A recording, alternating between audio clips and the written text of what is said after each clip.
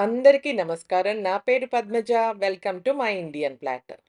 ఇవాళ మనం cabbage cauliflower mixed vegetable curry ఎలా చేయాలో చూద్దాం. ఇది చాలా healthy and very quick recipe అండి.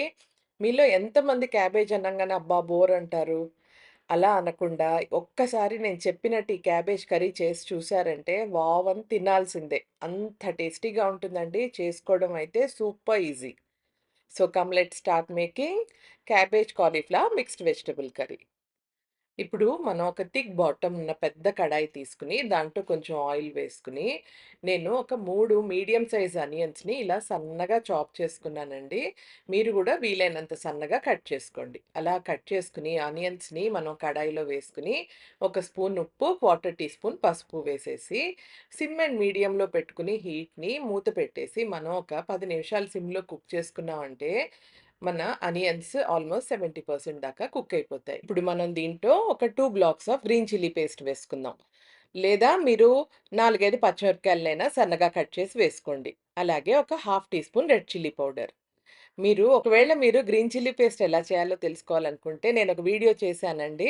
మీకు ఆ లింక్ డిస్క్రిప్షన్ బాక్స్‌లో పెడతాను. అలాగే ఒక 4 టొమాటోస్‌ని నేనిలా పల్పీగా గ్రైండ్ చేసుకున్నాను. లేదా మీరు సన్నగా అయినా కట్ చేసుకోవచ్చండి.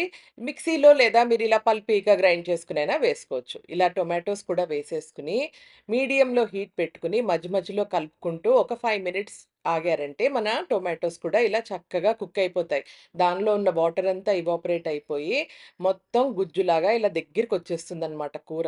ఇప్పుడు దీంట్లో మనం అన్ని వెజిటబుల్స్ యాడ్ చేసుకుందాం.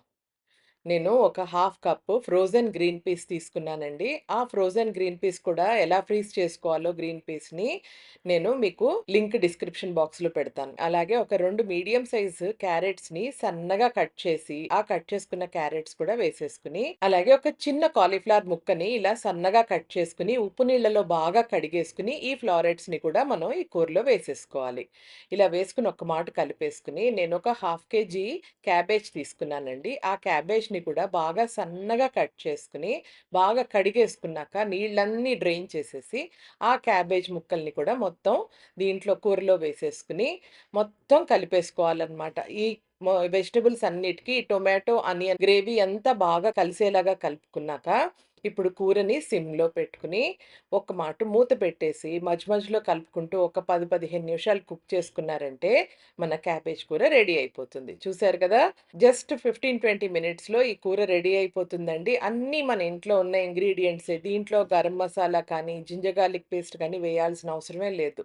ఎంత టేస్టీగా ఉంటుందో ఈ కూర. రైస్‌లో కనుక తింటే చాలా టేస్టీగా ఉంటుందండి. అలాగే ఈ కూర రోటీస్‌లో కూడా చాలా బావుంటుంది. మీరందరూ తప్పకుండా ట్రై చేయండి. మీకు నిజంగా నచ్చుతుందండి ఈ కూర. మీకు కనుక నా ఈ రెసిపీ నచ్చినట్లయితే please like, share and subscribe to my channel for more such videos and thank you for watching my Indian platter.